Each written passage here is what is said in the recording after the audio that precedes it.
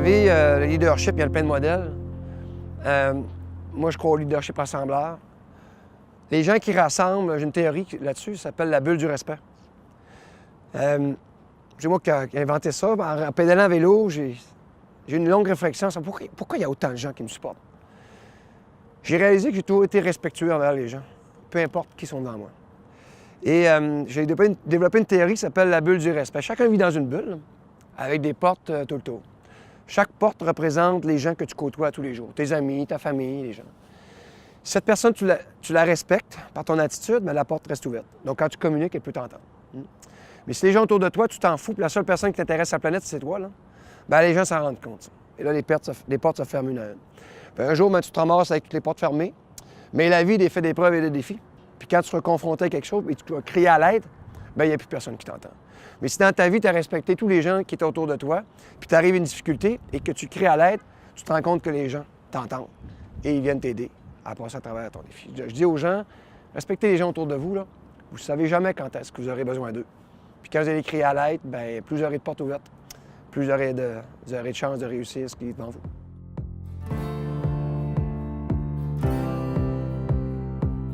Ah ouais, carrément. Puis tu sais, il y a des leaders négatifs. Hitler, c'en était un. Il a rassemblé du monde autour de lui, autour d'une cause.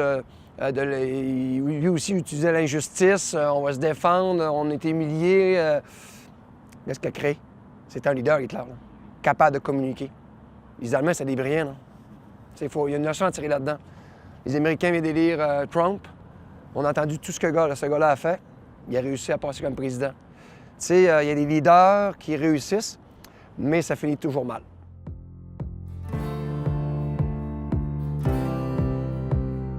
Il y en a qui le sont plus, il y en a qui le sont moins. Tu peux le nourrir et le faire grandir. Il y en a qui le sont, comme moi j'en étais un, puis je ne le savais pas. J'ai passé 20 ans dans les usines à attendre que ce leadership s'exprime.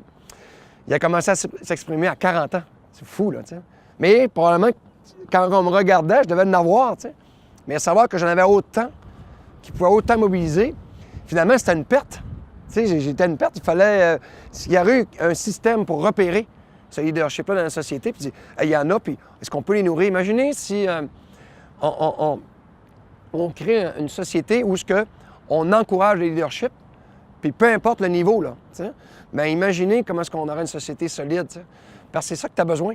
Puis moi, je pense que tout le monde à différents niveaux, ça peut être nourri pour le faire grandir, puis ceux qui en ont beaucoup, bien, tant mieux, parce qu'au moins, ce ne sera pas une perte, on les aura découverts, puis ils pourront s'exprimer à leur pleine expression, et c'est la société entière qui pourra en profiter, là.